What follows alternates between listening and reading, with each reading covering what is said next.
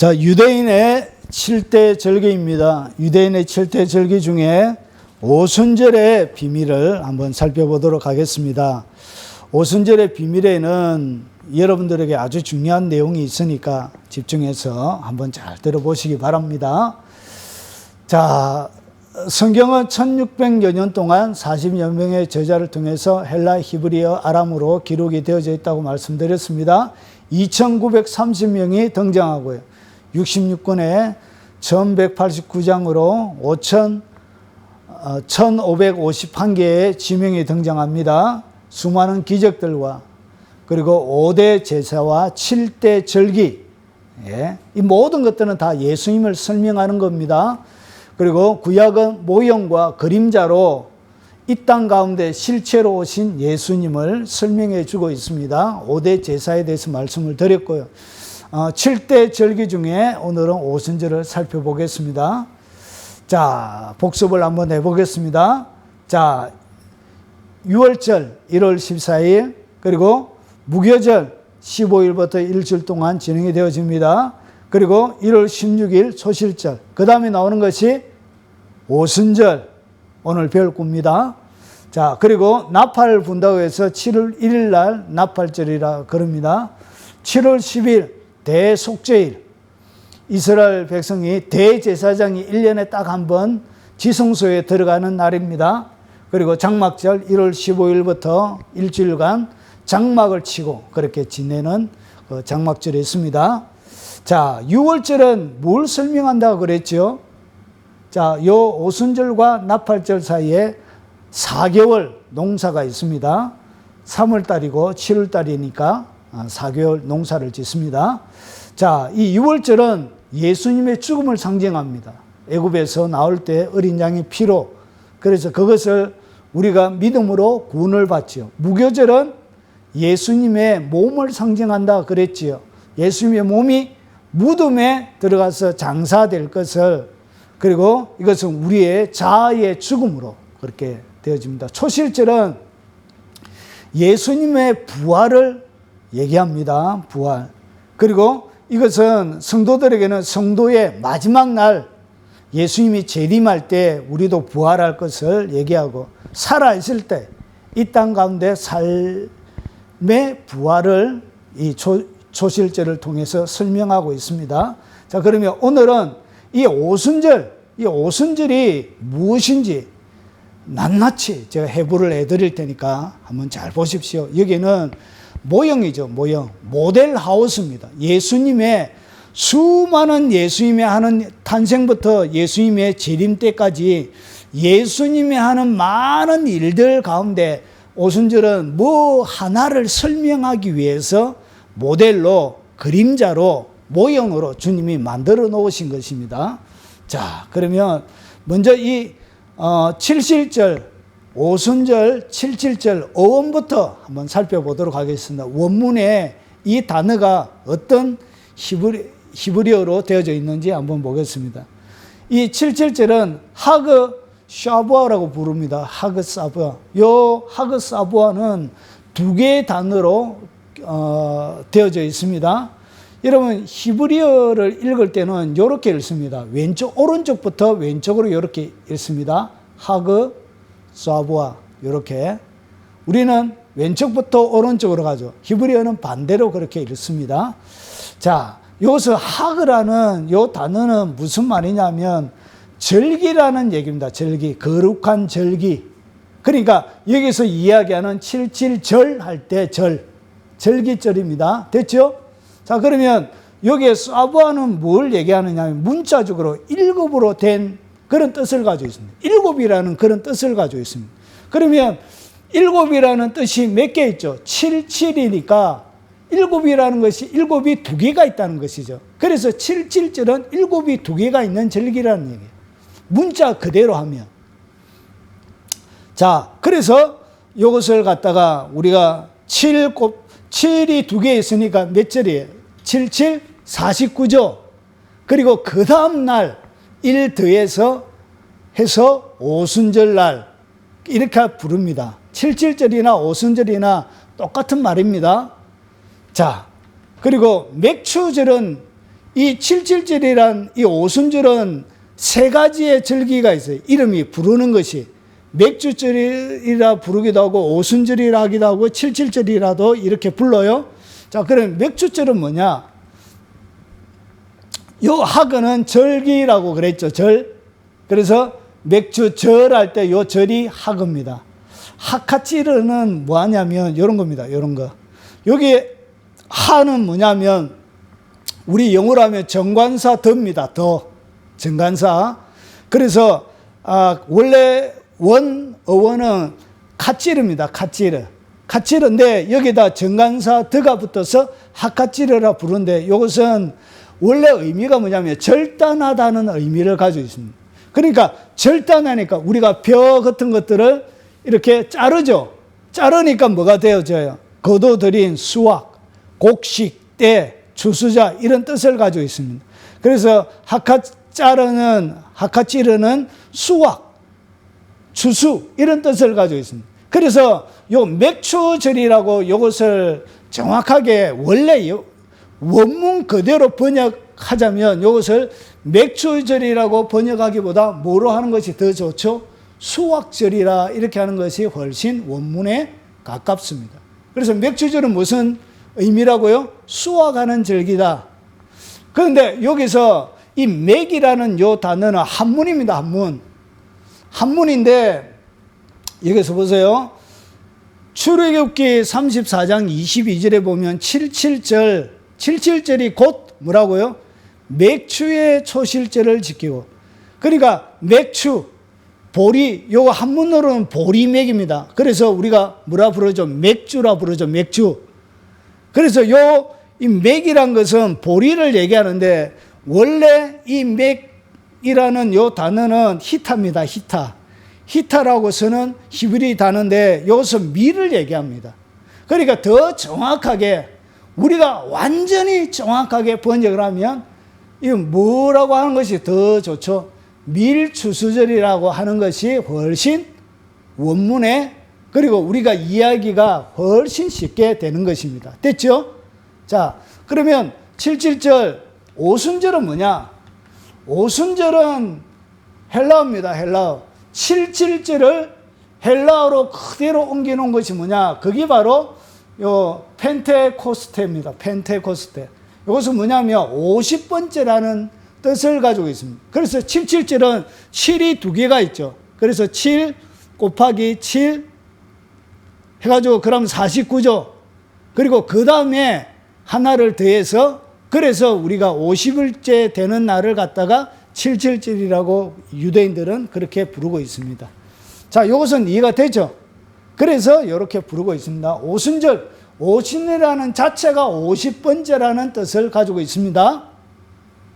이해가 되시죠? 자, 그럼 넘어갑니다. 자, 오순절을 어떻게 지내느냐? 오순절을 지내는 방법입니다. 주님은 그림으로 다 그려진 거, 모형으로 예수님이 이 땅 가운데 오셔서 할 어떤 특정한 사건을 설명하기 위해서 모형과 그림으로 보여주신 거예요. 자, 안식일 이튿날, 안식일 이튿날 예수님께서 뭐 하셨죠? 부활하셨죠. 안식 후 첫날.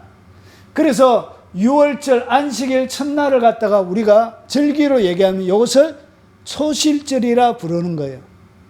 그래서 초실절부터 해가지고 곧 너희가 요제는 뭐죠? 흔들어서 드리는 제사를 갖다가 요제라 설명드렸죠? 흔들어서 요제로 곡식단을 가져온 날부터 세어서 7안식일이면 한 주일을 갖다가 7일이죠. 그러면 안식일이 7번이라는 것은 7 곱하기 7이죠. 자, 그래서 7안식일의 수요를 채우고 7안식일 이튿날까지 합하여. 그러니까 이튿날 7안식일 이튿날 합하라는 것은 뭘 더해라고요? 하나를 더해라는 얘기죠. 그래서 합하여 50일을 계수하여 새 소제로, 소제라는 것은 곡식으로 드리는 제사를 갖다가 소제라 그러죠. 그래서 앞에 우리가 드렸던 요 안식일 이튿날 초실절은 뭘 드리냐? 보리 이삭을 드린 거예요. 보리 이삭. 근데 여기는 뭘 드린다고요? 밀을 드리는 거예요. 그래서 한 달 사이에, 한 50일 사이에 뭐가 바뀌었죠? 곡물이 바뀐 것이죠. 자, 그래서 새 소재, 옛날에 드렸던 보리가 아닌 밀로, 소재로 여호와께 드리되. 자, 그래서 이 77절이라는 것은 7이 7 안식일 더하기 1이라 해서 그냥 유대인들은 77 이렇게 부른 거예요. 그리고 이것이 50번째니까 오순절이라고 헬라인들이 번역을 한 것입니다.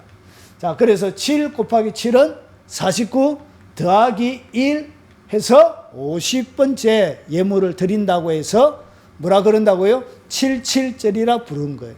그리고 오순절이라 부르는 것입니다. 이때 뭘 드린다고요? 밀을 드렸기 때문에 우리가 한문으로 번역한다고 그냥 맥추절이라 이렇게 부른 것입니다. 원래는 밀추절이라고 부른 것이 원문에 훨씬 맞습니다. 소재를 갖다가 이렇게 드립니다. 보리와 밀은 좀 다릅니다. 이삭이. 보리 이삭은, 밀은 생긴 것은 똑같이 생겼는데 밀은 어떻게 되냐면 요 나와 있는 수염이 쭉 빠르게 길게 이렇게 되어 있습니다. 수염이. 밀의 수염이. 근데 보리는 이게 막 심한데 흩어져 있습니다. 그런 잎의 차이를 가지고 그것을 구분하고 한 달 정도의 차이가 있습니다. 수확 시기. 파종도 한 달 늦게 하고 수확도 한 달 늦게 보통 합니다.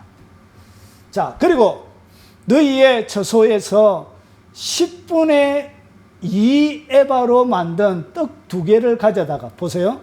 10분의 2 에바. 에바는 뭐냐면 약 40리터 정도가 되어지는 그 단위를 갖다가 40리터를 갖다가 유대인들은 뭐라 부른다고요? 1에바라고 불렀습니다. 자, 그러면 10분의 2면 얼마 정도 돼요? 8리터 정도 되어지죠. 그래서 8리터 정도 되어지는 것을 가지고 뭘 만드냐? 떡 2개를 만들어요. 떡들을 2개를 만들어 가지고 흔들지니, 흔든다는 것은 요제로 드리는 것이죠. 자, 이는 고운 가루에 누룩을 넣어서 구운 것이요.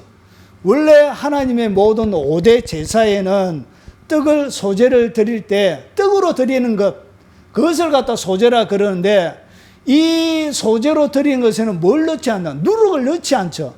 근데 이상하게 이 오순절 날에는 뭘 드린다고요? 누룩을 집어넣어서 누룩을 넣어서 구운 것으로 첫 요제로 여호와께 드릴 것이며, 그래서 빵 2개를 굽습니다. 이렇게 8리터로 빵 2개를 구워서, 그리고 난 다음에 흔들어 가지고 하나님 앞에 아래 위로 앞뒤로 이렇게 흔들어서 이렇게 하나님 앞에 드리는 것입니다. 자, 그리고 그 다음에 보세요. 또 너희는, 보세요. 앞에 보시면 계속 똑같은, 보세요. 17절, 18절, 레위기 23장을 이렇게 쫙 설명해 주고 있는 것입니다. 자, 너희는 또 이 떡과 함께 1년 된 흠없는 어린 양 7마리와 어린 수소 1마리와 수양 2마리를 드리되, 이것들을 그 소제와 그 전제제, 전제는 붓는 것을 얘기합니다.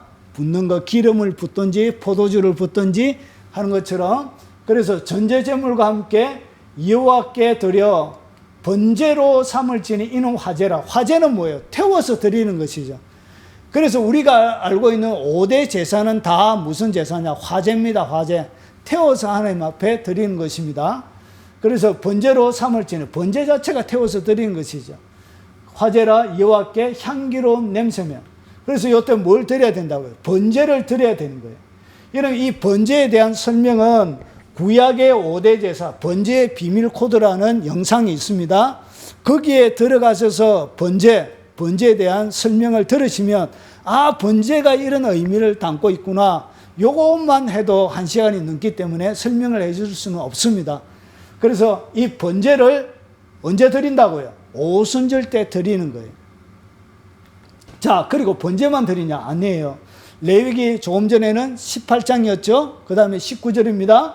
또 염소 하나로 속죄제를 드리되 1년 된 어린 수장 2마리를 화목제물로 드릴 것이요.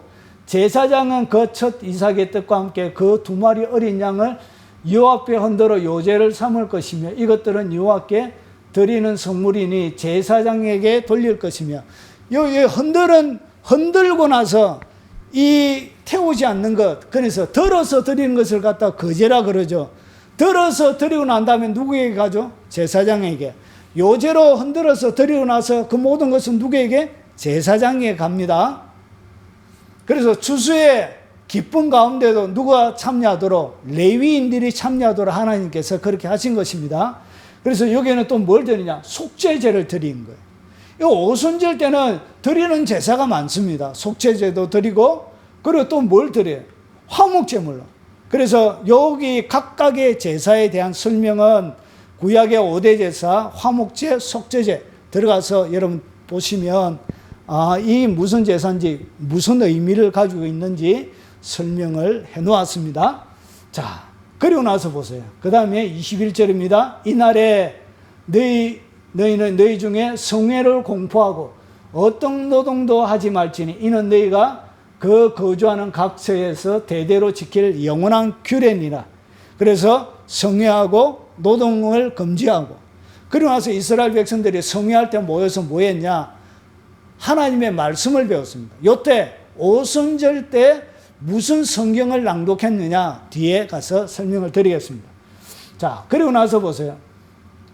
너희 땅에 곡물을 벨 때 추수를 하는 것이죠. 오순절도 추수예요, 추수. 자, 곡물을 벨 때에 밭 모퉁이까지 다 베지 말며 떨어진 것은 줍지 말고 가난한 자와 거류민들을 위하여 남겨두라. 나는 너희의 하나님 여호와니라. 그래서 이 오순절은 뭐냐면 다른 말로 사랑절입니다. 사랑을 하는 절기란 거예요. 사랑절기. 됐죠? 이것을 갖다 뭐라 부르냐? 파이아라고 부릅니다. 파이아. 사랑하는 절기. 사랑절기예요. 자, 그러면 주님은 이렇게 뭘 그려놨다고요? 모형으로 그려놓은 거예요. 그림으로 그려놓은 거예요. 모델 하우스를 딱 보여줬는데 이것은 뭘 설명하는지 한번 보겠습니다. 자, 오순절 똑같은 말입니다. 이거는 신약시대에 쓰던 말이고 이거는 구약시대에 쓰던 말이고, 그리고 이것을 또 이때 뭐 했냐? 추수를 밀을 거두었기 때문에 맥추절이라 요래 부릅니다. 요 세 개는 뭐다? 똑같은 절기를 얘기하는 것입니다. 자, 그러면 오순절 때 뭐가 일어나냐? 오순절 날 이상하게 무엇을 했으면 이것은 신약시대에 뭔가 일어날 것을 설명하고 있는 거예요. 그러면 오순절 때 구약시대, 신약시대에 뭐가 일어나냐면 오순절 때 성령 강림이 되어져. 성령님이 오신 거예요. 그리고 교회의 시작이 되어진 거예요. 성령님이 오심으로 교회가 시작이 되어진 것을 뭐 하는 것이냐? 설명하는 모형이란 것이죠. 그러니까 구약시대의 오순절날 자체, 이 7.7절 자체가 뭘 설명하냐? 성령님이 이 땅 가운데 오셔서 교회가 시작되어질 것을 설명하고 있는 거예요. 여러분, 예수님께서 이상하게 보세요. 50일 오순절이죠. 여기 7.7절이죠. 자, 보세요. 그가 고난받으신 후 또 그들에게 확실한 많은 증거로 친히 살아계심을 나타내사 40일 동안 그들에게 보이시며, 예수님이 부활하신 거예요. 초실절 때. 부활하시고 난 다음에 바로 하늘의 성천에서 바로 가신 것이 아니고 뭐 했냐?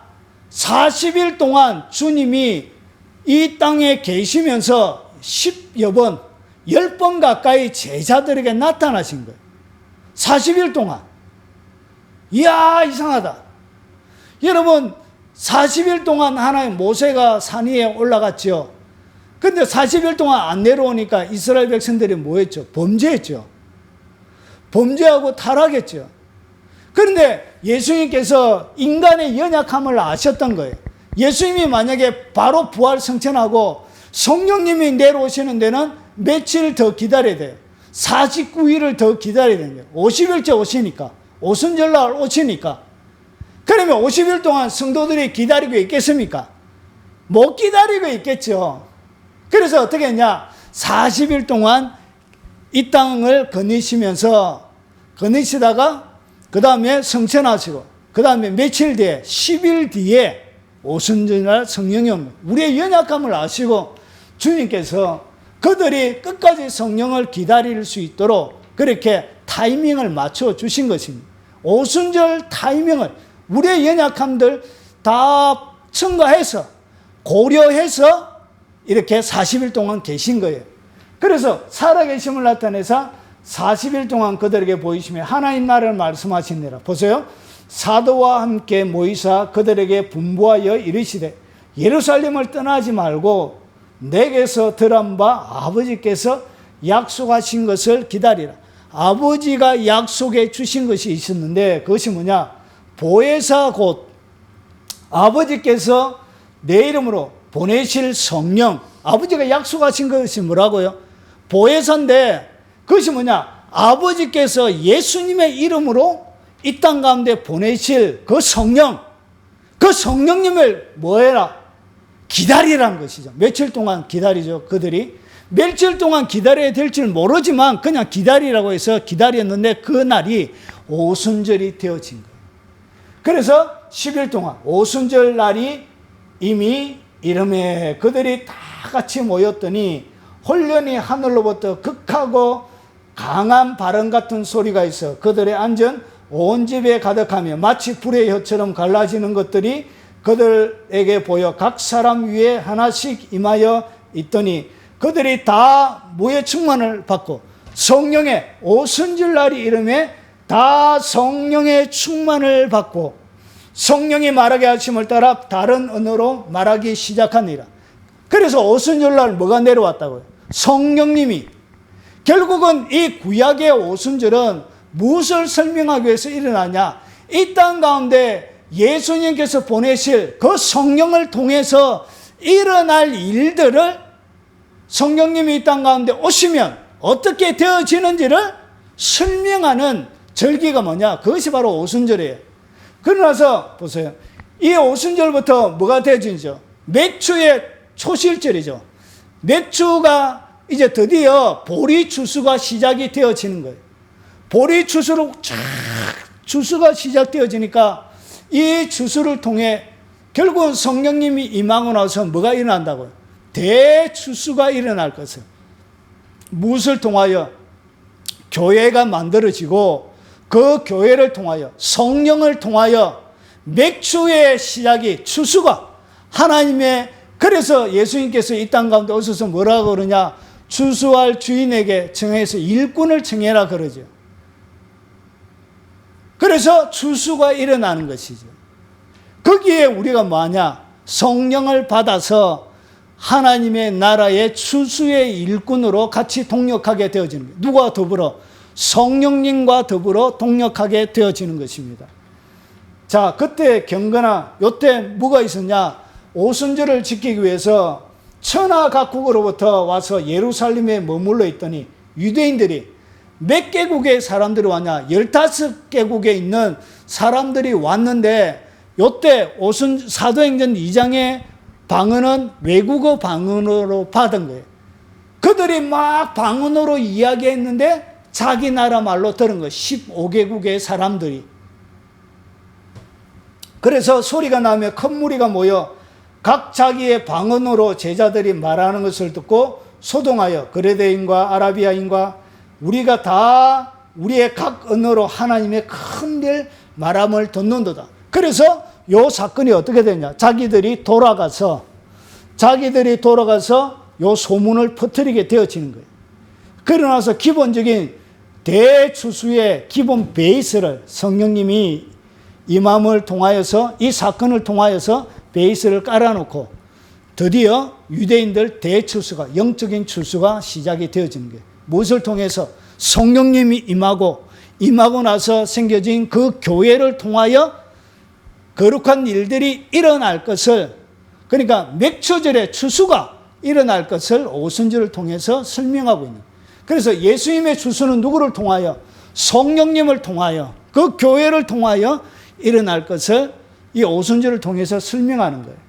자, 그러면 보세요. 십계명 받는 날과 오순절 성령 강림절은 같은 날이에요. 그러니까 십계명을 받았던 그날 오순절 성령 받았던 그날이 똑같은 날이에요. 보세요. 이스라엘 자손이 애굽 땅에서 떠난 지 3개월이 되던 그날 그들이 시내 광야에 이르니라. 결국은 6월절에 그들이 뭐하죠? 출애굽하죠. 그리고 홍해를 건너죠.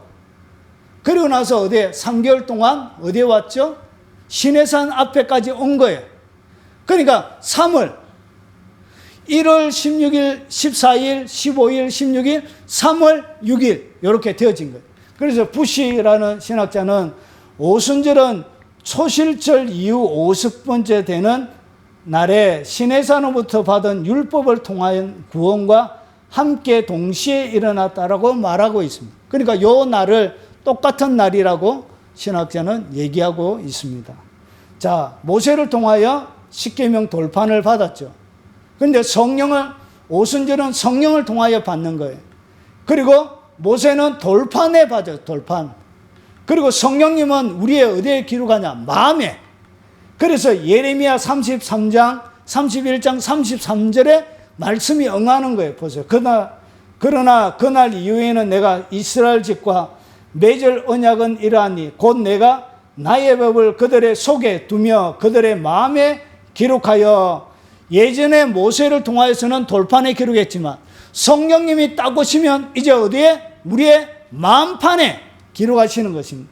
그리고 모세가 40일 동안 안 내려오니까 시내산에서 이스라엘 백성들이 어떻게 했냐? 모세가 죽었냐? 막 해서 결국 뭘 만들죠? 그들이 가지고 나왔던 금은무치를 통해서 결국은 송아지 우상을 만들어서 범죄하죠.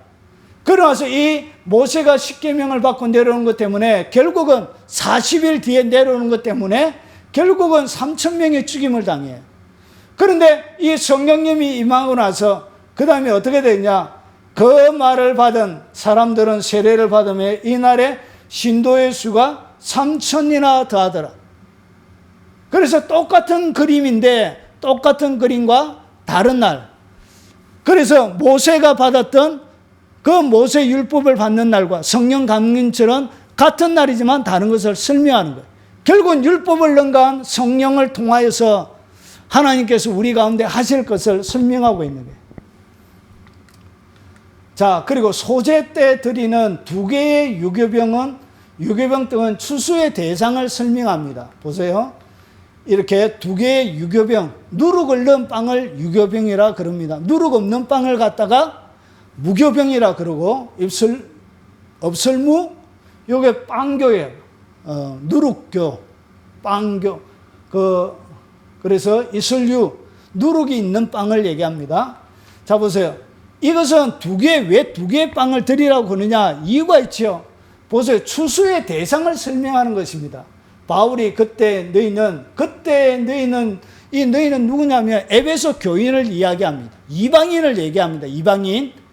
그래서 그때 너희 이방인은 그리스도 밖에 있었고 이스라엘 나라 밖에 사람이라 약속의 언약들에 대하여는 외인이요 세상에서 소망이 없고 하나님도 없는 자이더니. 그래서 여기에 이야기하는 2개의 빵 뭐냐면 유대인과 이방인을 얘기하는 거예요. 그래서 이 유대인과 이방인 전체를 누구를 통하여? 성령을 통하여, 성령의 부어주심을 통하여 추수가 일어날 것을 설명하고 있는 것입니다. 그래서 이 2떡을 얘기하는 거예요. 그런데 보세요. 우리가 유대인이냐, 헬라인이냐, 종이냐, 자유인이냐, 다 한 성령으로 뭘 받고? 세례를 받고, 그리고 한 몸이 됐고, 또 다 한 성령을 마시게 하느니라. 성령 안에서 유대인이나 이방인이 이제 구분이 없는 거예요. 종과 자유인이 구분이 없이 성령을 통하여 하나가 되어지고, 그리고 한 성령으로 세례받고 한 성령을 마시게 되어지는 그런 일이 일어나게 될 것을 무엇을 통하여? 오순절을 통하여 설명하고 있는 것입니다. 이미 구약시대에 하나님이 다 그림으로 그려놓은 것입니다. 그래서 이 유교병은 어떻게 되냐? 구운 것으로, 반드시 불에다가 구운 것으로만 하나님께 드려야 됩니다. 여러분, 유교병이 구워지지 아니하면 번철에 붙이기도 하고 그냥 곡식 가루로 드리기도 하고, 소재는 그래요. 근데 6월절 날 드리는 이것은 반드시 뭐예요? 불에 구워야 돼. 그래서 유급병이지만 누룩이 들어가면 안 되지만 누룩이 들어가 있을지라도 불에 구워진 것은 뭐가 되어진다? 하나님이 받으실 만한 예물이 되는 거예요. 하나님이 받으실 만한 향기가 되어지는 것입니다. 결국은 보세요. 우리의 자, 이 유급병은 우리의 누룩 자아를 얘기합니다. 우리가 가지고 있는 우리의 자아가 성령의 불로 구워지게 되어지면 우리의 재능이죠. 재능, 자아, 능력, 할 수 있는 이런 것들, 이것이 성령으로 부어지면, 누룩이지만 성령으로 완전히 구워지게 되어지면 맛있는 빵이 되어지는 것처럼 어떻게 되어지냐? 이렇게 되어집니다. 성령으로 태워져 죽은 자는 유괴병처럼 타인들에게 뭐가 되냐? 맛있는 음식이 되는 것입니다. 그래서 복음은 성령으로 구워져 있는 이 요제제물은 맛이 있는 거예요. 구약 모세처럼 힘들고 어렵고 그런 것이 아니라 우리의 마음판에 새겨져서 맛있는 음식이 되어지는 거예요. 그것을 설명하는 거예요. 그래서 예수님께 반해서 오게 되어지는 것이죠. 생명의 떡이 되는 것입니다. 맛있는 떡이 되는 거예요. 그래서 계속 먹고 싶은 마음이 드는 것입니다. 구약의 무교병은 맛이 없어요. 먹고 싶은 마음이 안 들어요. 이것은 계속 땡기게 되는 것입니다. 그래서 맛있는 생명의 떡이 되는 것입니다. 자, 그리고 다양한 제사는 성령을 받게 되면 일어나게 되는 현상을 설명합니다. 이상하게 다른 때는 그냥 번제만 드리고 이렇게 말았는데 오순절 날에는 이상하게 속건제 외에 5대 제사 중에 4가지 제사가 다 등장합니다. 소제가 등장하죠. 이 소제는 뭐냐? 곡식을 아주 잘게 갈아서 하나님 앞에 드려지는 제사를 얘기합니다. 그래서 이것은 뭐냐? 자아가 완전히 가루가 난 제사를 얘기합니다. 자아. 그래서 자아가 완전히 죽어진 제사, 이것이 뭐라고요? 소제란 것이죠. 결국은 오순절날 성령 세례 받을 때 오순절날 성령이 우리에게 임해야 뭐가 죽는다고요? 우리의 자아가 죽는 것입니다. 모세의 율법을 지키기 위하여 우리의 행위로 노력한다고 그 율법을 지킬 수 있는 것이 아니란 것이죠. 그 율법을 지킬 수 있는 것은 뭐가 와야 되냐? 성령님이 와야 된다는 것이죠. 돌판받는 그날에는 안 된다는 것이죠. 성령님이 임해야만이 뭐가 되느냐? 온전하게 우리가 하나님 앞에 우리의 자아가 죽어져서 완전한 소재가 된다는 것이죠. 그래서 성령님이 우리에게 성령 세례가 딱 임하면 그때 뭐가 죽냐? 내 스스로 할 수 없는 자아들이 깨어지기 시작합니다. 제가 지금도 사회 갈 때 부산에서 사회 갈 때입니다. 한 청년의 회장이었습니다. 그 친구가 용접 조선소에서 아주 특별한 용접을 하는 그런 기술자였습니다. 그 친구가 와서 저에게 했던 말이 기억이 납니다.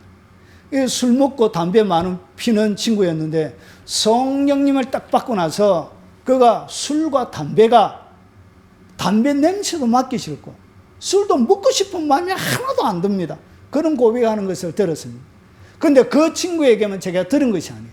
많은 집회를 하고 나서 성령 세례 딱 받으면 뭐가 일어나냐? 이런 예전에 끊을 수 없었던 많은 것들이 저절로 탁탁탁탁 끊어져요. 그러니까 자기의 뭐가 깨진다? 자아가 부서지는 거예요. 하나님의 그 성령 앞에 견고하고 그리고 팔팔 살아있는 자아가 완전히 쪼개지는 것입니다. 그래서 성령 세례 받으면 뭐가 일어난다고요? 이것은 죽을 때까지 일어난 계속적인 상황이기도 하지만 그때 내가 할 수 없는 일들을 성령님을 통하여 일어나게 되집니다. 그래서 내가 할 수 없는 내 견고한 자아가 그때 부서지게 됩니다. 순종할 수 없는 영역을 순종할 수 있게 되어지고 그리고 지킬 수 없는 많은 것들을 능가해서 지키게 되죠. 하나를 지키려고 했는데 10개를 지키게 되는 이런 일이 일어나는 것입니다. 무엇을 통하여? 오순절날 성령 세례 받아야 되는 것입니다. 받아야 부서지는 것입니다. 깨어지는 게 된다는 것이죠. 그래서 왜 소재를 요때 보여주냐? 이런 일이 성령 세례를 통하여 오순절날 성령을 통하여 일어날 것을 보여주는 것입니다. 그리고 이 구약의 5대 제사, 번제에 대한 것도 이 영상을 찾아가시면 도움이 되실 것입니다. 번제는 뭐냐? 순전한 헌신입니다. 완벽한 헌신입니다. 이 가죽은 제사장이 가지고, 그리고 똥 외에 이 몸 전체를 다 태워서 드리는 것이 뭐냐? 그게 바로 번제예요. 모든 것을 다 태워서 드리는 제사가 번제입니다. 그러면 이 번제는 뭐냐? 온전한 헌신이에요. 빠짐없이 내 들어온 것은 하나도 없고, 내 가죽조차, 위선 가죽조차도 없고, 머리부터 발끝까지 모든 것을 태워서 드리는 제사가 그게 번제예요. 그래서 온전한 내 눈도 하나님 앞에 헌신하게 되죠. 내 입도 헌신하게 되어지고, 내 피부의 가죽도, 머리카락도, 손과 발도, 내 마음도, 창자도, 간도, 십이지장도, 그리고 내게 있는 설계조차도, 내 몸속에 있는 흐르는 혈관조차도 모든 것이 하나님 앞에 온전한 뭐가 되냐? 순전한 헌신이 되어집니다. 그래서 성령 세례 세게 받고 하나님을 뜨겁게 만나면 그 속에 진정한 헌신이 일어나게 되어지는 것입니다. 그것을 뭐가 보여주는 거예요? 이 오순절날 성령 세례 받으면 이런 일이 일어날 것을 보여주고 있는 거예요. 그래서 성령 세례 받고 나서 교회 역사 속에 뭐가 일어나냐? 부흥사도 많이 일어났고요, 선교사도 많이 일어나고, 목사들도 많이 일어나고, 성령 세례 받고 난 과학자들이 새로운 것을 많이 발명하고, 이런 일이 일어나게 되어지는 것입니다. 진정한 헌신이 이때 일어나는 거예요. 그리고 이 속죄제는 뭐냐? 죄를 짓고 나서 깨닫게 되어질 때 하나님 앞에 드리는 죄에 대한 제사예요. 죄. 내가 지었던 죄에 대한. 결국은 이것은 뭐냐면 죄에 대한 민감성이 두드러지게 드러나요. 그래서 성령님을 딱 받고 나서 그 다음에 죄가 딱 오면 그 성령님이 마치 바람 빠진 풍선처럼 그래요. 기쁨이 싹 사라져버려요.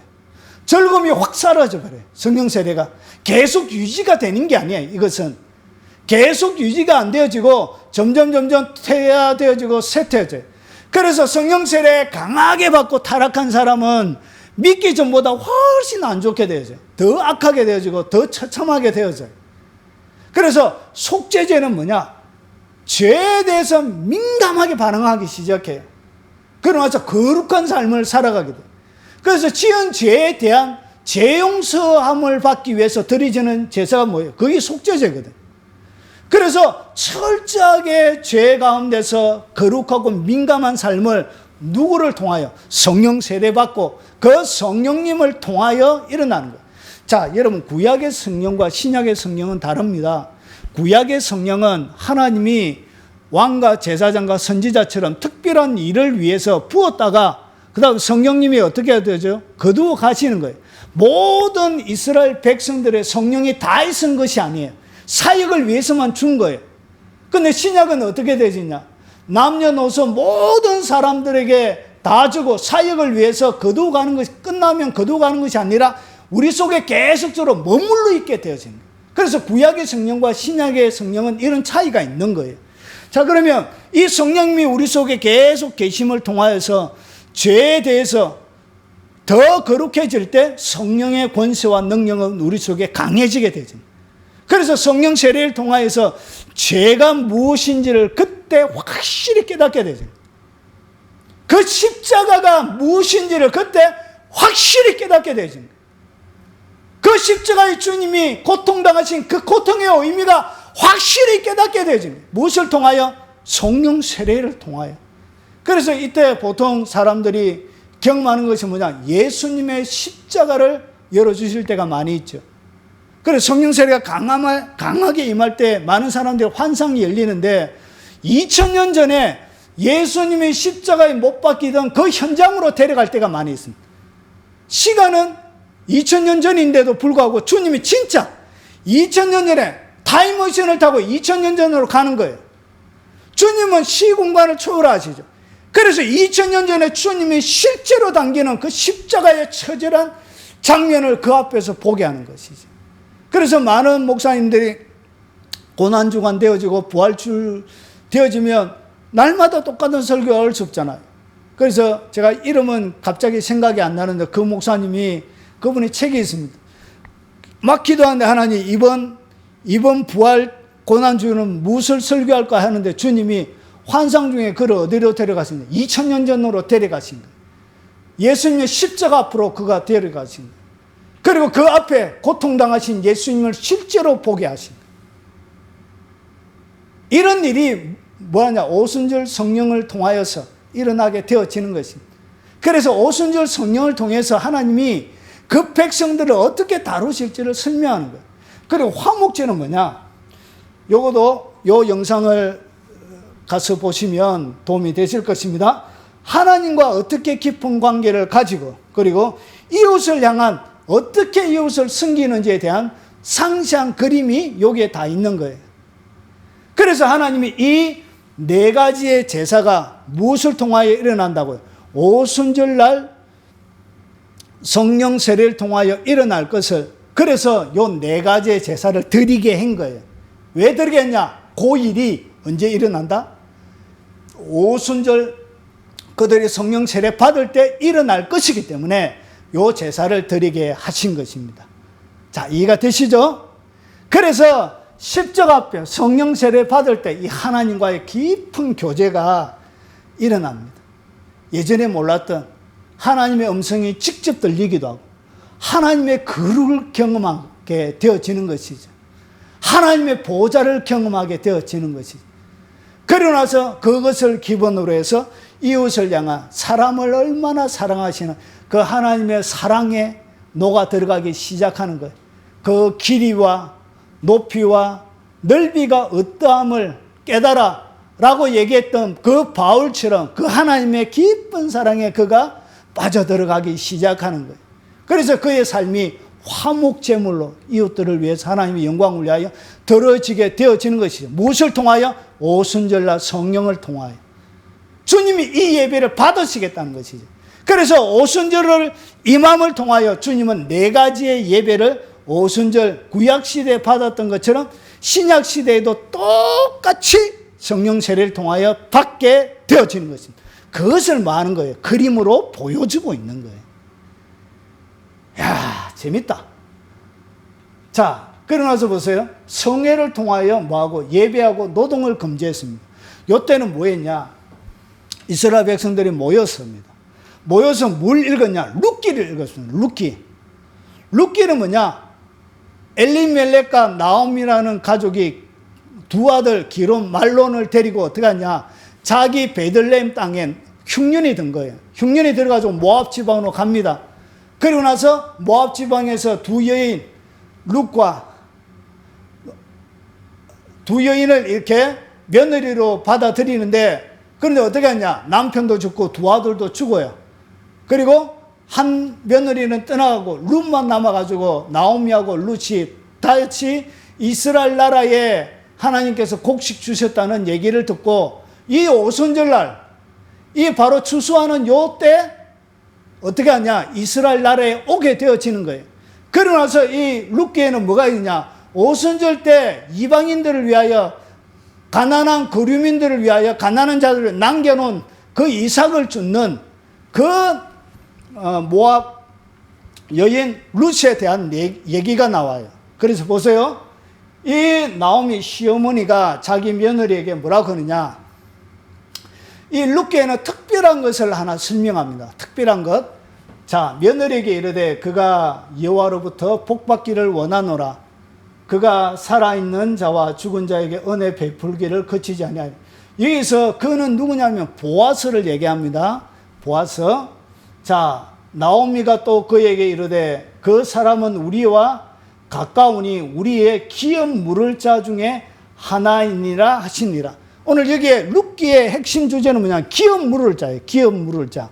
이것은 뭐냐면 자기의 형제나 친족 중에 모든 가정들마다 뭐가 있었냐면 땅을 가지고 하나님이 기업으로 땅을 다 주셨어요. 그런데 이 사람이 자녀가 없이 죽어버린 거예요. 그리고 여자만 미망인만 남아있는 거예요. 그러면 이 사람과 이 미망인의 남편과 가장 가까이 있는 친족이 이 미망인에게 들어가요. 남편으로 들어가서 뭐 했냐? 자녀를 낳습니다. 자녀를 낳으면 요 원래 미망인의 원래 남편의 땅이 있죠. 그 기업, 그 땅을 요 미망인에게 들어갔던 요 남자의 시는 이 남자의 시지만, 원래 보아스의 시지만, 결국은 있는 것은 누구의 땅을 잇게 되어지죠? 원래 미망인의 남편의 땅을 잇게 되어진 거예요. 그래서 그 죽었던 남편의 이름이 이스라엘 나라에서 없어지지 않도록 하나님이 지키기 위해서 그렇게 하는 역할을 갖다가 뭐라냐? 기업을 물어주는 역할, 기업 물을 자, 그렇게 부르고 있는 거예요. 그래서 이렇게 해서 태어나는 사람이 누구냐? 오벳이에요. 이 오벳은 누구의 아버지냐? 이새의 아버지가 돼요. 이새는 누구를 낳죠? 다윗 왕을 낳는 거예요. 그래서 다윗 왕, 결국은 누구예요? 이스라엘 나라의 왕이죠. 그래서 다윗의 정조모가 되는 거예요. 이 룻이. 그 이야기를 담고 있는 거예요. 결국은 이 룻은 아무것도 없이 자기 땅에 왔지만, 자기 땅은 이미 팔아서 남편의 땅은 이미 다른 사람이 소유하고 있는 거예요. 소유하고 있는데 누가 이 보아스와 결혼해서 아기를 낳음을 통하여서 잃어버린 다른 사람의 소유로 되어져 있는 그 땅을 어떻게 원래 전 남편의 이름으로 이을 수 있도록 기업을 물어주는 역할을 하는 거예요. 그래서 잃어버렸던 모든 기업을 되찾는 그런 역할을 하는 사람이 기업 물을 자예요. 여기까지 이해가 되시죠? 자, 그러면 이것은 왜 성회를 모일 때 룻기를 읽고 그리고 난 다음에 이것을 통해서 뭘 설명하느냐 이런 거예요. 보세요. 성령님이 오셔서 하실 일들을 설명하고 있는 거예요. 보세요. 자, 고린도전서 2장 9절부터 10절 기록된 바 하나님이 자기를 사랑하는 자들을 위하여 예비하신 모든 것은, 하나님이 자기를 사랑하는 자들을 위하여 예비하신 것이 있대. 자기를 사랑하는 자들을 위하여 예비하신 모든 것은 눈으로 보지 못하고 귀로 듣지 못하고 사람의 마음으로 생각하지 못하였다 함과 같은 이라. 눈으로, 귀로도, 마음의 생각으로도 이렇게 알 수가 없는 것이에요. 그런데 보세요. 오직 하나님이 성령으로 이것을 우리에게 보이셨으니, 성령으로 하나님이 자기를 사랑하는 자들을 위하여 예비하신 모든 것이, 자기를 사랑하는 자를 위하여 우리는 모르지만 잃어버렸던 예비한 모든 것이 있대요. 그런데 성령님이, 하나님이 성령으로 이것을 우리에게 보이셨으니, 성령은 모든 것 곧 하나님의 깊은 것까지도 통달하시는, 그래서 성령님이 우리 가운데 오셔서 뭐하냐? 오순절날 성령님 우리를 강타하고, 그리고 나서 그분이 하나님이 우리를 위하여, 사랑하는 자를 위하여 예비한 모든 것을 주님이 우리에게 가르쳐 주는 거예요. 뭘 통하여? 기업을 다시 이어가도록, 잃어버린 모든 기업을 회복하도록 그리스도 안에서. 그런 역할을 누가 한다고요? 성령님이 하시는. 자, 너희는 마음의 눈을 밝히사. 그래서 성령께서 지혜와 계시의 영을 통해서 너희 마음의 눈을 밝혀서 그의 부르심의 소망이 무엇이며 성도 안에서 그 기업의 영광의 풍성함이 무엇인지, 성도 안에 기업의 영광의 풍성함이 무엇인지 뭐 한다고요? 마음의 눈을 확장 열어주시는 거예요. 이렇게 성령님이 우리 가운데 하실 일들을 구약의 모형과 그림으로 보여주고 있는 것입니다. 자, 어떻게 성령을 통하여 복음이 증거되어지는지를 또 설명하는 거예요. 보세요. 사랑절기라 그랬죠. 바야, 이같이 너희 빛이 사람 앞에서 비치게 하여 그들로 너희의 착한 행실을 보고 하늘에 계신 너희 아버지께 영광을 돌리게 하라. 그러면 빛은 어떻게 비춰져 나가느냐? 어떻게? 복음은 어떻게 흘러가느냐? 주님께서 남겨놔라고 했죠. 다 베지 말고. 그래서 그것이 뭐냐? 착한 행실이죠. 그래서 그 착한 행실을 보고 하늘에 계신 너희 아버지께 영광을 돌리게 해라. 이 착한 행실을 통해서 결국 뭐가 흘러간다고요? 하나님의 영광이 흘러가는 거예요. 그리고 보세요. 신명기에 보면 내 하나님 여호와 앞에 7.7절을 지키게 돼. 7.7절을 지키는데 내 하나님 여호와께서 내게 복을 주신 대로, 추수니까, 추수를 거두니까 복을 주신 것이죠. 내 힘을 헤아려 자원하는 예물을 드리고, 그리고 너와 내 자녀와 노비와 그리고 성중에 있는 레위인과 및 너희 중에 있는 객과 고아와 과부와 함께 내 하나님 여호와께서 자기의 이름을 두시려고 택하신 곳에서 내 하나님 여호와 앞에 즐거워하게 할지니라. 결국은 이 7집절을 지킴으로 자기들만 배불리는 것이 아니라 레위인들, 그리고 자기 집에 있는 자녀, 노비, 그리고 객, 고아, 과부, 그러니까 이스라엘 공동체 전체가, 하나님의 이름을 두신 그 공동체 나라 전체가 즐거움을 얻도록 뭘 주셨다고요? 7.7절을 주신 거예요. 이것을 통해서 뭐가 증거되어진다고요? 하나님이 그 가운데 그들의 하나님이 되어지고 하나님의 주신 복을 나누게 되어지고 하나님의 은총에 감사하게 되어지는 일이 벌어지는 거예요. 그래서 성령께서 착한 행실을 통해서 보세요. 마지막 때 사람마다 두려워하는데 사도들로 말미암아 기사와 표적이 나타나는 거예요. 기적이 일어나는 거예요. 그래서 기적과 성령을 통하여 기사와 표적만 일어나는 것이 아니라 그 뒤에 믿는 사람이 다 함께 있어 모든 물건을 서로 통용하고 재산과 소유를 팔아 각 사람의 필요를 따라 나눠주고, 그리고 나눠주고 하니까 보세요. 날마다 마음을 같이하여 성전에 모이기를 힘쓰고 집에서 떡을 떼고 기쁨과 순전한 마음으로 음식을 먹고 하나님을 찬미하며 또 온 백성에게 칭송을 받으니, 다 부유하게 만들어주니까 칭송하겠죠. 그러고 나서 주께서 구원받는 사람을 날마다 더하게 하시니라. 결국은 기적과 표적뿐만 아니라 그들의 착한 행실을 통해서 칭송받고 뭐가 증거되어진다고? 구원의 복음이 증거되어질 것을 무엇을 통하여? 구약의 그림을 통하여 주님이 설명하고 있는 거예요. 결국은 하나님의 나라의 부흥은 두 가지, 성령의 초자연적인 기적과 표적, 성령의 능력, 또 하나는 우리의 착한 행실, 이것을 통하여 복음이 증거되어집니다. 좀 너그러운 사람은 밭의 40분의 1, 그리고 보통 사람은 50분의 1, 인색한 사람은 60분의 1 정도를 남겼다고 그렇게 기록이 되어져 있습니다. 자, 정리하겠습니다. 자, 오순절, 유대인에게는 이것은 3월 6일, 오순절, 77, 맥주절 똑같은 절기입니다. 고운 가루에 누룩을 섞어 구운 두 덩어리 떡으로 제사장 이것을 얹어렸으며 이렇게 요절을 드립니다. 예수님에게는 뭐냐? 예수 그리스도께서 성령을 우리에게 부어주실 것을, 예수님의 이름으로 성령이 오는 거거든요. 예수님이 하나님께 받아서 우리에게 보내주시는 것이죠. 그래서 성령을 부어주실 예수님의 사역은 뭐냐? 성령을 보내주실 것을 오순절날 설명하는 거예요. 그러면 성도에게는 뭐냐?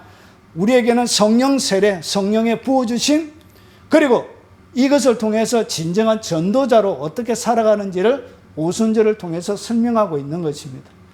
자, 나에게 일어난 오순절 성령 세례를 받음으로 요엘의 예언이 성취가 됩니다. 그 후에 내가 내 영을 만민 모든 자들에게, 옛날에 구약시대에는 특별한 사역자들에게만 부었습니다. 왕과 제사장, 선지자 이런 사람들에게만.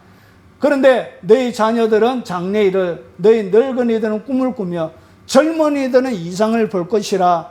그때 내가 또 내 영을 남종과 여종에게 부어줄 것이며, 남종, 여종은 인원 계수에도 들지 않는 그런 사람들이죠. 남종과 여종, 쓸모없는.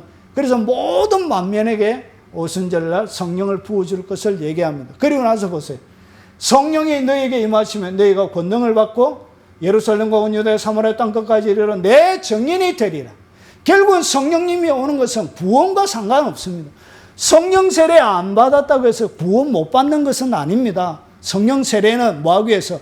전도하기 위해서 주시는 것입니다. 정인되기 위해서. 그래서 추수자로 이렇게 살 것을 설명하고 있습니다. 그리고 영적인 실력을 겸비한 하나님의 사람으로 여러분이 내적으로 준비가 되어집니다. 무엇을 통해서? 네 가지의 제사를 통해서. 그래서 성령 세례를 하나님의 능력 가운데 잠기게 될 때 내 자아가 완전히 부서지게 되어지는 것입니다. 진정한 은신이 되어지는 것입니다. 그리고 죄에 대한 민감하고 거룩한 삶을 살게 되어집니다. 하나님과 깊은 교제와 이웃을 향한 뜨거운 섬김이 그의 삶을 통하여 무엇을 통하여? 성령 세례를 통하여 내 가운데 일어날 것을 구약의 그림으로 설명하고 있습니다. 마지막입니다. 영적인 실력을 겸비한 하나님의 사람으로 줍니다. 외적인 면입니다. 네 가지의 제사는 내 내면의 영역이고, 그리고 이것은 내 외적인 영역인데, 이것은 뭐냐? 사랑절이죠. 사랑. 그래서 하나님을 사랑하고 내 이웃을 내 몸과 같이 사랑하는 진정한 하나님의 말씀이 성취가 되어지는 것입니다. 착한 행실을 하나님께 영광을 돌리고, 그리고 뭐가 되느냐? 엘리야의 심령과 능력의 삶을 살아가게 됩니다.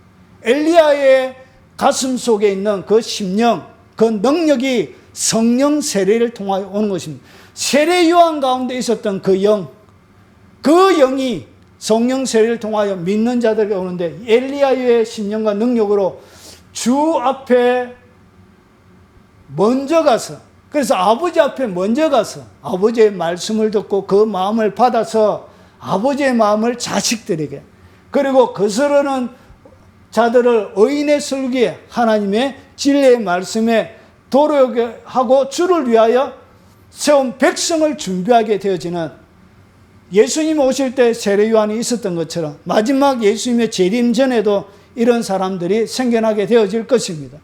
그래서 뭐가 일어나냐? 엘리야와 심령의 능력을 가지고 있는 그런 사람들이 세워질 것이라는 것이죠. 무엇을 통하여? 성령 세례를 통하여, 성령을 통하여 일어납니다.